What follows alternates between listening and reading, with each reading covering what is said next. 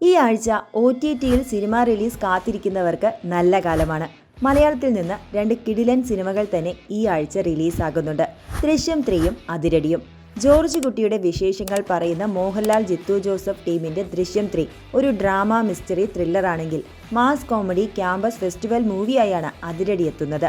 ബേസിൽ ജോസഫ്, ടൊവിനോ തോമസ്, വിനീത് ശ്രീനിവാസൻ എന്നിവരാണ് കേന്ദ്ര കഥാപാത്രങ്ങളായി ഈ സിനിമയിലെത്തുന്നത്. ദൃശ്യവും അതിരടിയും 2 വ്യത്യസ്ത ടൈപ്പ് സിനിമകളാണ്. ദൃശ്യത്തിന്റെ മുൻഭാഗങ്ങൾ നമുക്ക് അറിയുന്നത് കൊണ്ട് തന്നെ ആ ടൈപ്പ് മൂവി കാണാനാണ് നിങ്ങൾക്ക് കൂടുതൽ താല്പര്യമെങ്കിൽ ദൃശ്യം 3 തീർച്ചയായും ഇഷ്ടപ്പെടും. എന്നാൽ തിയേറ്റർ റിലീസ് സമയത്ത് വന്ന പൊതുവെയുള്ള പ്രേക്ഷക അഭിപ്രായം ആദ്യ 2 ഭാഗങ്ങളെപ്പോലെ അല്ല ദൃശ്യം 3 എന്നതായിരുന്നു എന്നതും ഓർക്കണം. ഇനി നിങ്ങൾക്ക് ഒരു കോമഡി ഫൺ ടൈപ്പ് പടമാണ് കാണേണ്ടതെങ്കിൽ അതിരടി ഉറപ്പായും ഇഷ്ടപ്പെടും. ഈ 2 സിനിമകളിൽ ആദ്യം റിലീസാകുന്നത് ദൃശ്യം 3 ആണ്. ജൂൺ 18-ന് ആമസോൺ പ്രൈം വീഡിയോ വഴി.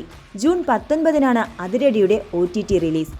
സോണി ലിവിലൂടെയാണ് അതിരടി സ്ട്രീം ചെയ്യുക.